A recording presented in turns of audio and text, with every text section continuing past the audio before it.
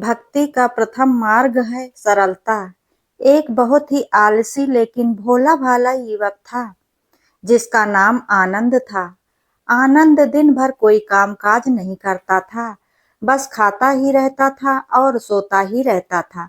घर वाले उसकी इस हरकत से बहुत परेशान रहते थे और एक दिन तंग आकर घर वालों ने कहा, चलो जाओ निकलो घर से, कोई काम धाम नहीं करते हो, बस पड़े रहते हो। तब वह घर से निकलकर यूं ही भटकते हुए एक आश्रम पहुंचा। वहां उसने देखा कि जिसमें एक गुरुजी रहते थे और उनके शिष्य कोई काम नहीं करते थे, बस मंदिर की पूजा पाठ करते थे। उसने मन में सोचा कि यह बढ़िया है, कोई काम धाम नहीं है, बस पूजा ही तो करनी है।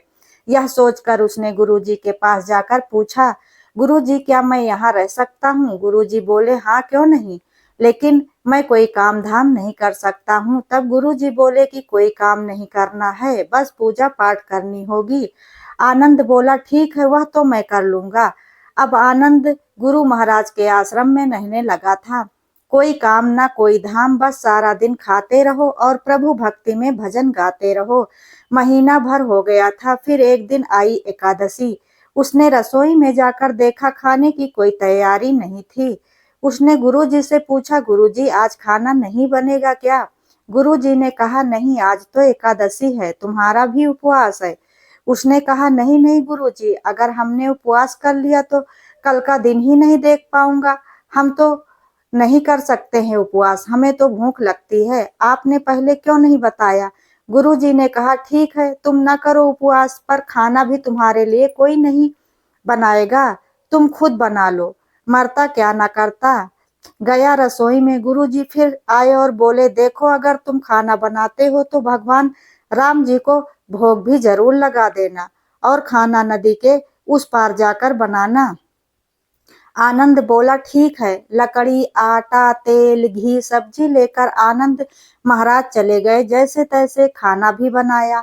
खाने ही वाला था कि याद आया कि गुरुजी ने कहा था कि भगवान श्री राम जी को भोग लगाना जरूरी है। तब वह भजन गाने लगा, आओ मेरे राम जी भोग लगाओ जी, प्रभु राम आइए, श्री राम आइए, मेरे भोजन का भोग लगाइए। कोई नहीं आया तो वह बेचैन हो गया कि यहाँ तो इतनी तेज भूख लग रही है और राम जी आ ही नहीं रहे हैं। भोला भाला मनुष्य ये नहीं जानता था कि प्रभु साक्षात तो आएंगे नहीं, पर गुरु जी की बात मानना जरूरी भी था। फिर उसने कहा कि देखो प्रभु श्री राम जी, मैं समझ गया कि आप क्यों नहीं आ रहे हो। मैंने रूखा सूखा भोजन बनाया है और आपको तर माल खाने की आदत है, इसलिए आप नहीं आ रहे हो ना?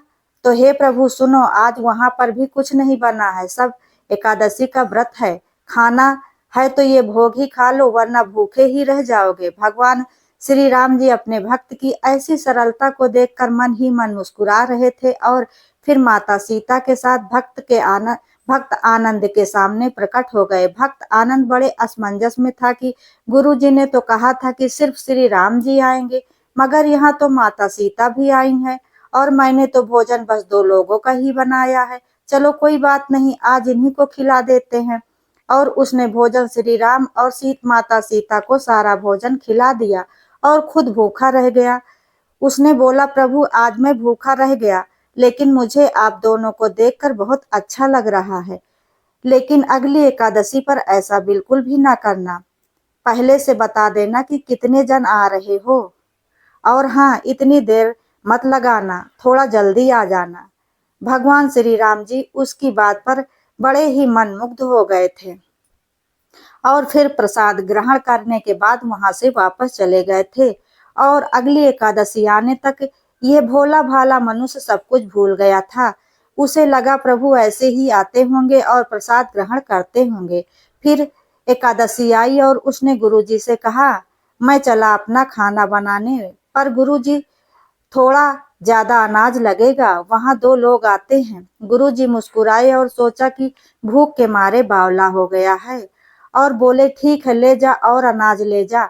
अब की बार उसने 3 लोगों का खाना बनाया और फिर गुहार लगाई, प्रभु राम आइए, सीता राम आइए, मेरे भोजन का भोग लगाइए। प्रभु की महिमा भी निराली है। भक्त के साथ कौतुक करने में उन्हें बड़ा ही मजा आ रहा था। इसलिए इस बार वो अपने भाई लक्ष्मण, भरत, शत्रुघ्न और हनुमान जी को भी लेकर आ गए। यह सब देखकर भक्त को चक्कर आ गया कि ये क्या हुआ, एक का भोजन बनाया तो दो आए, आज तो दो का खाना बनाया, दो का खाना ज्यादा बनाया तो पूरा खानदान ही आ गया। लगता है आज भी भूखा ही रहना पड़ेगा। सबको भोजन लगाया और फिर बैठे बैठे सबको खाते हुए देख रहा था। इस तरह से अनजाने में ही सही उसका भी एकादशी का व्रत हो गया था। फिर अगली एकादशी आने से पहले उसने गुरुजी से कहा, गुरुजी ये आपके प्रभु श्री राम जी हैं, अकेले क्यों नहीं आते हैं? हर बार इतने सारे लोगों को लेकर आते हैं, इस बार अनाज और भी ज्यादा देना। गुरुजी को लगा कहीं ये अनाज बेचता तो नहीं है, देखना पड़ेगा जाकर भंडारे में। और फिर कहा कि इसे जितना अनाज चाहिए दे दो, और फिर छुपकर उसे देखने चल पड़े। इस बार आनंद ने सोचा खाना पहले नहीं बनाऊंगा, पता नहीं कितने लोग आ जाएं, पहले बुला लेता हूँ फिर बनाता हूँ। फिर उसने टेर लगाई, प्रभु राम आइए, श्री राम आइए, मेरे भोजन का भोग लगाइए, सारा राम दरबार आइए, भोग लगाइए। इस बार तो हनुमान जी भी साथ आए हैं, लेकिन यह क्या प्रसाद तो तैयार ही नहीं है। भक्त ठहरा भोला भाला, बोला, प्रभु इस बार मैंने खाना नहीं बनाया है। प्रभु ने पूछा क्यों? आनंद बोला, क्योंकि प्रभु भोजन मुझे खाने को तो मिलेगा नहीं, फिर क्या फायदा बनाने का, आप ही बना लो और खुद ही खा लो। राम जी मुस्कुराए, सीता माता भी मनमुग्ध हो गई। उसके मासूम जवाब से लक्ष्मण जी बोले, क्या करें प्रभु, आपके भोले भाले भक्त की जो भी इच्छा है पूरी तो करनी ही पड़ेगी। चलो लग जाओ काम पर। लक्ष्मण जी ने लकड़ी उठाई, माता सीता आटा गूंदने लगी और भक्त एक तरफ बैठकर सब कुछ देख रहा था। माता सीता रसोई बना रही थी तो कई सारे ऋषि मुनि यक्ष गंधर्व भी प्रसाद लेने आने लगे। इधर गुरुजी ने भी देखा खाना तो बना ही नहीं, बल्कि आनंद एक कोने में बैठा है। तब गुरुजी ने पूछा, बेटा क्या बात है, खाना क्यों नहीं बनाया?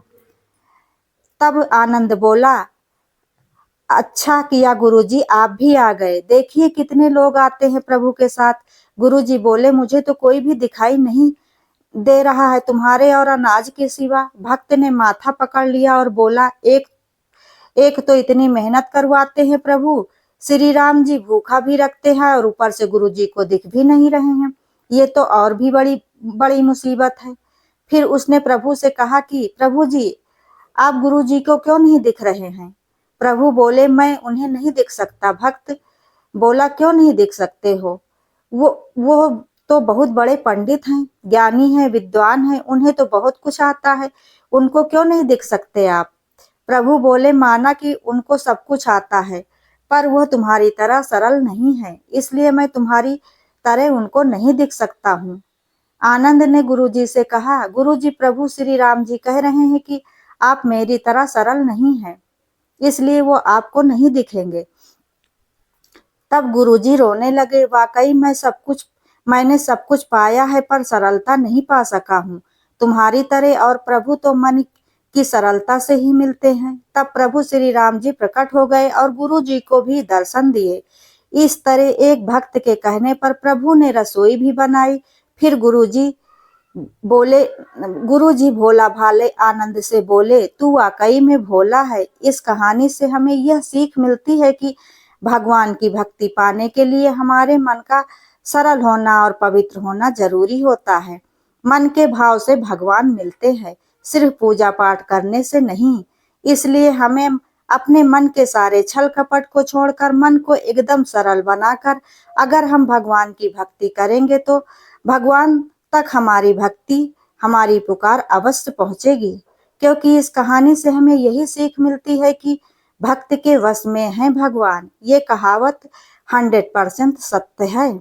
दोस्तों, भक्त और भगवान की यह कहानी अगर आप लोगों को पसंद आई हो तो वीडियो को लाइक, शेयर, कमेंट जरूर करें और ऐसी ही ज्ञानवर्धक और धार्मिक जानकारियों एवं कथा कहानियों के लिए चैनल को सब्सक्राइब करें। वीडियो अंत तक देखने के लिए धन्यवाद।